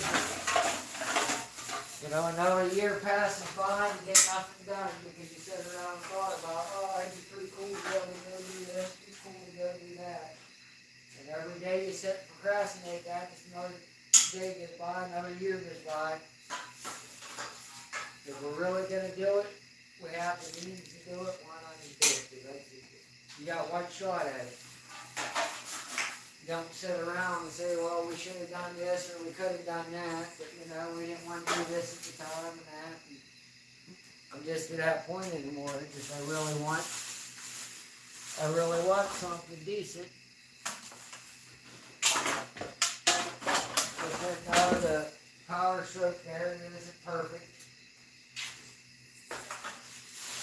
But getting that power stroke, even though, yeah, it was dirt cheap, but getting that, let me realize that a little bit more, that I want to be able to do things like that. And you can't, like I said, you can't sit around and keep putting it off, going, we're going to do this, we're going to do this, we're going to do this. At some point, you either got to do it or you're never going to do it. And that's really the last, probably really the last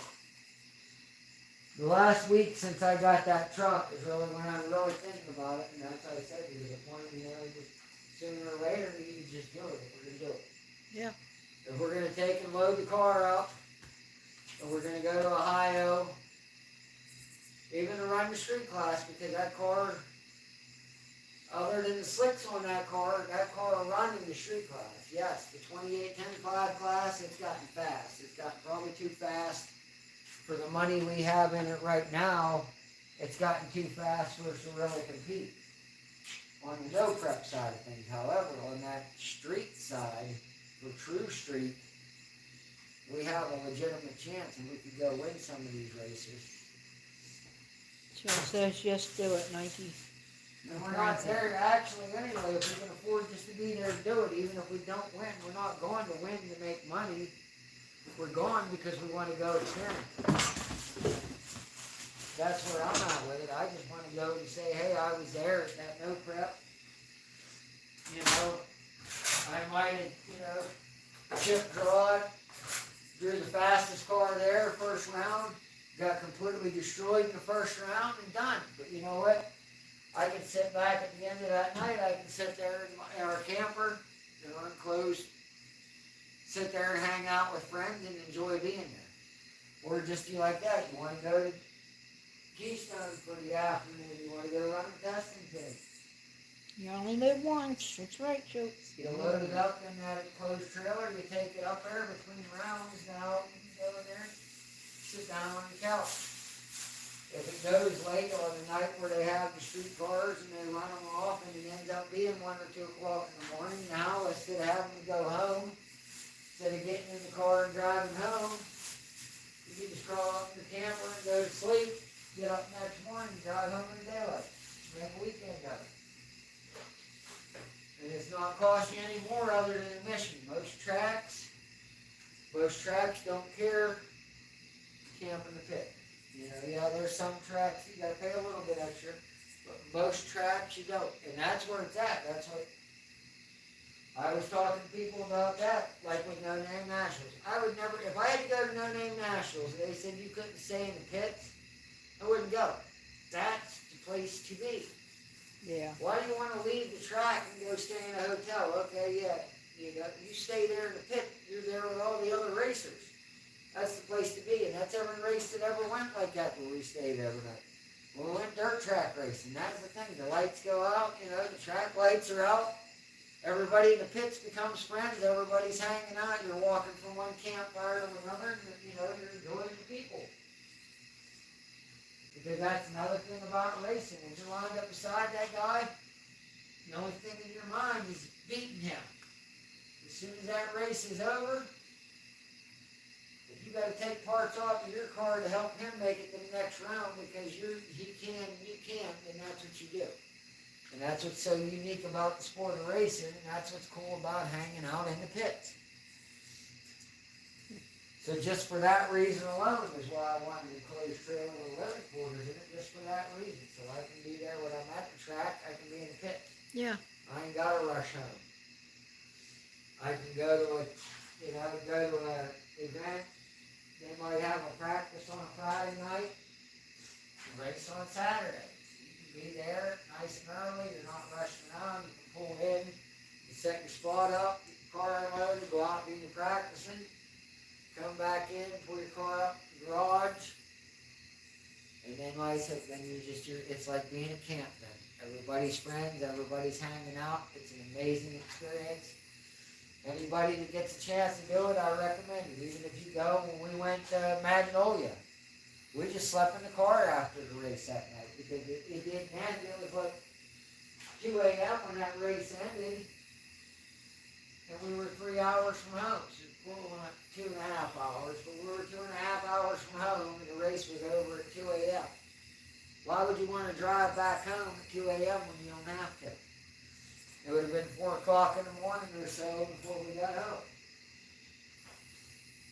What did we do?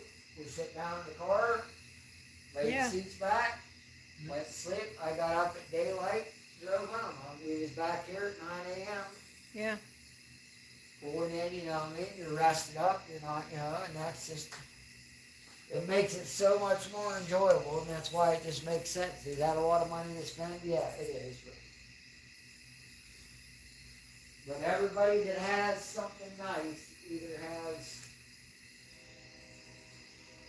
lots of payments for the stuff, or they already had money. That's the thing. So either, I mean, they get crazy and get something, but I wouldn't be against going out and buying a nice newer trailer.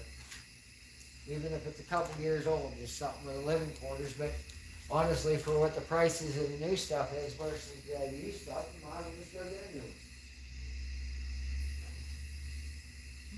There's that place in Indianapolis, I said we get out there and get a new camper.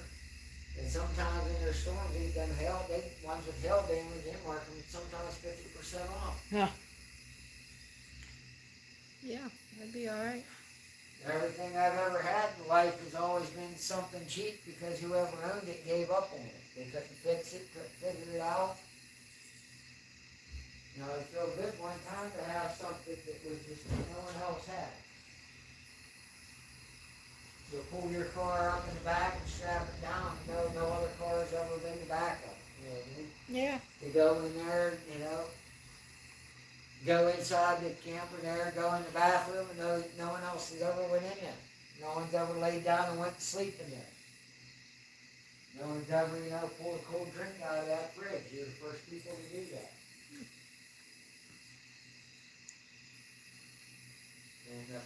of that, you got that. That's a place when the car isn't being run in the winter time, you can keep it in there. It's Yeah, you're yeah, not working on it, it can sit in the trailer for the winter. yeah, that's true too. You know, it's out of the weather and it's out of the way. You got room in the garage. You need to bring it into the garage, you can, but you don't have to. Hmm. So to me, that's what just seems like something to do. And just my perspective of it, what I was thinking, it would just be nice to get something nice and be done with it. As for this year's pretty much done. It's not going to happen this year because this year was just too bad of a year. But we can start out next year and have something decent.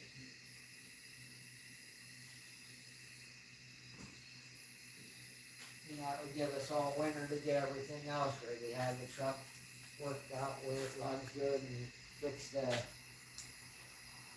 stuff that needs fixed on the truck so it's ready to go for next year. Have it all ready. Cutlass is pretty much just ready to go. It's ready to do what it does best, cause break. What it does best. We're good at breaking it. Yeah, well, We're gonna break it that much. Every time I've ever broken, it's because I was lazy. So that's the thing. It wasn't just out driving around. I break it because I push it. Because I want to see how fast I can make, you know, what I can make it do. That's why I break it. okay, Schultzy. Ready? He's got to step away for a few minutes, but he'll keep playing. So, he'll keep playing. Yeah. It happens. Yep. First. Well, it just, you know, that's just where we're at with it, guys. So that's our plans. And our plans are to do something because the same thing over and over again. Just we're not climbing. We're not gaining anything. So we having a good time at it? Yeah, we're having fun.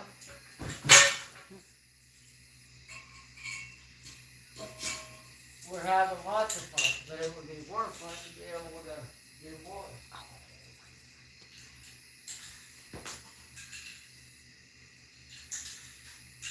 You know, I mean, last year we didn't get to do as much. We didn't get to do as much last year, or for the early part of this year. A lot of it's because with the truck on. Fine. You know, we had, what did we do? We went and took the truck one time that we towed to the track with the truck one time this year. And then after that, we hauled that machine and tweaked the frame on it, and that was pretty much in it. So that was a lot of it. Last year, we only got there a couple times because of that issues with the truck just aging and starting to wear out. The trailer last year, we got the trailer deck done this year on our open trailer. So it's just a whole lot of that, this and that. We want to get places and do things. We're doing a lot of cool stuff. We just want to get out to more tracks and just go enjoy it.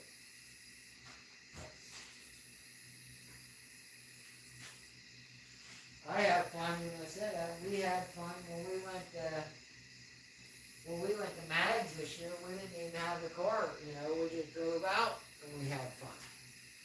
Yeah. You know, it's good fun. It's just the atmosphere of being there. It's so, the atmosphere of these big no preps is just crazy. It's just a cool place to be.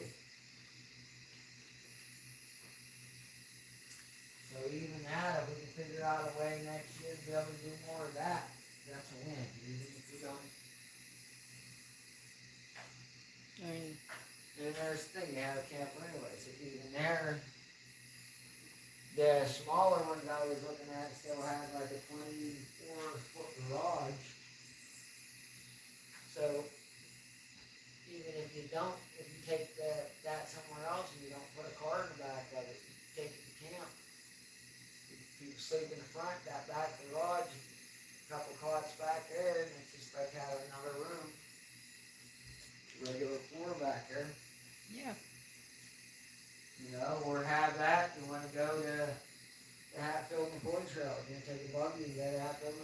else for a weekend. Now you can put your buggy in the enclosed trailer and go, and when you get there at camp, you have everything there. Because the toy haulers are okay, but they're made for like side by side. They're not really made to have heavy stuff in the back. They're made for like side by side and 4-wheelers. Yeah. And toy haulers are kind of flimsy built. They're not built like an actual enclosed race car hauler with big quarters. They're nice too, but they're not really built. When you start talking like you know, a fully built Norman Samurai, and the Samurai starts off light, but a fully built Norman Samurai, you're starting to get in 3,500 pound range. And you add tires, mufflers, and all that, cage. Yeah. And that's too much weight for a toy hauler. It's big. Will they sell it to you and tell you you can haul it? Yeah. Yeah. You can also get down here to the local camping thing and show up in a half-ton truck and they'll sell you a camper that's way too big. And completely tell you as you're going out the door, oh, it's perfectly fine to tow that with that truck. And while it might do it, just because you can, don't mean you should. I guess so. Yeah. You know, I've been that way for what, the last 20 years. Modern trucks excluded, because yeah, some of the newer half tons are rated pretty high. But I've always been, you know, that for a long time, that if you're gonna tow even a car on an open trailer, you know, that's really pushing it for a half ton, for an older half ton anyway, because they just don't have the, you know, What is it? I found it on Yeah. the thing. I didn't know if it didn't fall out anything important. Yeah, no. No, it's not on the truck. It's one of them light bar bolts, because there was two sets when I did them light bars. There was two sets of bolts for it. There was a set of short ones and long ones. The short ones were if you use the thin brackets that came with the bar, and then there was two long ones you could use with the aftermarket for the. If he bought, instead of using the normal just L bracket to come with it, he bought the brackets that are the custom brackets for the vehicle. You just take them and Yeah. they bolted right inside the drip rails. They fit inside the drip rails and then you bolt down, and then because of that you had to use a longer bolt because they were thicker and faster to bracket. And that's what them ended up being, not the one in short bolts. Oh, so we got a little bit moving around here. I got a bag of garbage. Got the truck together for tonight. I said it's still flushed out and all that, but at least it's together. Everybody's heard me ramble and rant for the last hour and a half about nothing, but if anybody takes away anything from it tonight, take that away, that's just lately we've been thinking, you know, if you don't go out and do it, the only thing you're ever going to accomplish by that, you're going to sit around one day and wish you did do it. You know, there's no one's going to sit around. No one's going to sit around one day and talk to their buddies about, you know, the time they was going to go do this, you know, or the time they was going to go here and do that, you know. No one's going to sit around 10 years from now and talk about, you know, well, we was going to go to Katy Dragway, you know, and run into class on, you know, cash days on the hill, or in the street class, or we was going to go to War in the Woods at Brown County Dragway, or we was going to go and, you know, race at the pad on New Year's Day in New Orleans, you know. No one's going to sit around and talk about when that they was going to do it. Yeah. But you can sit around and say you did it, and even said, the race you show up at, even if you don't win that race, just being there is a win. Because you made it there and got to be there and experience it. I said, I know a lot of guys think it's nuts to send the car with a lot of power down an unprepped surface. First responder, straight talk with Sam. Huh? Straight talk with you. Yeah. But you know, it's what it is. You just gotta do it, man. Sooner or later, you gotta sit around and quit wanting to go do it and just want it bad enough to go do it. Yeah. I'd say. You know, and you're in a world right now, you know, that you got people in charge, you know, that wake up every day and, you know, poke Russia with a stick. So, you know, so what do you got to lose? If you go out and get this stuff and try it and it don't work, you know, if they crash the economy, it's going to crash for everybody anyway, so. Oh yeah, they talk about it. They shoulda, coulda, woulda, didn't. Carlene. Yeah, no one's going to sit and talk about, you know, the time they was going to go do it. But they'll sit and talk about stories of when they did do it, man. It's just time to quit talking about it, man, and try to start doing it.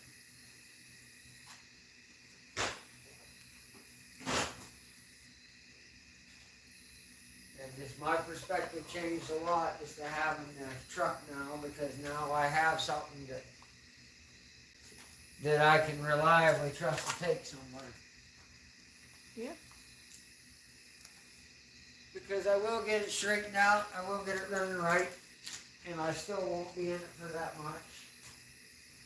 The worst thing that can be wrong with it right now, like I said, the absolutely worst thing to where I'm at right now is I gotta replace that one injector. Yeah. They said that if it plays the way everybody told me, because we were supposed to have this aftermarket stuff, it doesn't. Like I said, it doesn't have an aftermarket turbo, they claim, so I'm gonna call it. It probably doesn't have aftermarket injectors, which is good. Because if they're factory injectors, then I can go with it just replacing the one that's bad. Yeah. You know, so.